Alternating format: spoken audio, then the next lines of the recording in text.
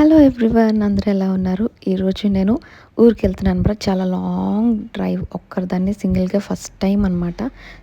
First time కాదు, పెళ్ళయ్యాక first time. చాలా లాంగ్ జర్నీ. సో, కడప నుంచి విజయవాడ, విజయవాడ నుంచి వైజాగ్, వైజాగ్ నుంచి విజయనగరం. It's long journey. ఒక్కరిదాన్నే. ఈ కర్నూలు బస్సులన్నీ యాక్సిడెంట్స్ చూసి భయమేసింది. But still I have to go. Let's come into the video. So, ఒక 1 వీక్ జర్నీ అని ప్లాన్ చేసుకుంటున్నా. సో, అక్కడికెళ్ళాక ఎన్ని డేస్ అయితదో తెలీదు. So, I just going on. Bus ఎక్కాను, స్టార్ట్ అయిపోయింది.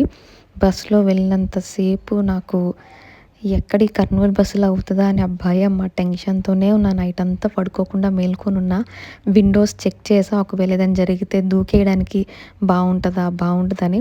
సో, మొత్తానికి 5:30కి అంతా రీచ్ అయిపోయాను. సో, అక్కడి నుంచి వెంటనే విజయవాడ నుంచి వైజాగ్‌కి రత్నాచలం ఉందనగానే గబగబా ఎక్కేసాను వెళ్ళి.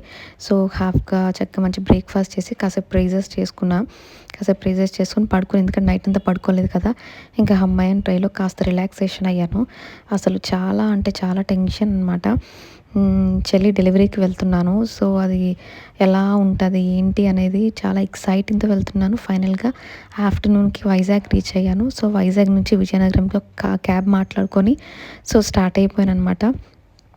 అసలు సొంత ఊరికొస్తే ఆ ఫీలింగే సూపర్ అంటే సూపర్. అసలు భలే అనిపిస్తది. కాలేజ్ అయిపోగానే ఇట్లా మ్యాచ్ జరిగినా, ఏమున్నా వచ్చేవాళ్ళం. స్టేడియం ఇది వైజాగ్‌లో. సో, హ్యాపీగా వెళ్ళిపోయాం. ఇంక ఇంటికొచ్చేసాను. సో, మా వాళ్ళకి నైట్ రీచ్ అవుతా అని చెప్పాననమాట.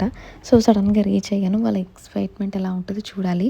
సో, వాళ్ళందరూ భోంచేస్తున్నారు. సో, ఎలా ఉంటరో చూద్దామని నేను వచ్చేసాననమాట. సో, చూసేద్దాం. They are very excited. So, అసలు ఊహించలేదు నేను ఆ టైంకి వస్తా అని. పాపం డ్యాడీకి అమ్మ అన్నం తినిపిస్తుంది. డ్యాడీకి కూడా బాలేదనమాట. సో, ఫైనల్లీ నేను ఇంటికి వచ్చేసాను. అందరూ ఫుల్ హ్యాపీ అసలు. 2 మంత్స్ అయింది నేను వెళ్ళి ఇంటికి. అయినా సరే వాళ్ళు చాలా హ్యాపీగా, ఎంతైనా పుట్టింటికి వెళ్తే పిల్లలకి ఎంతైనా హ్యాపీ కదా!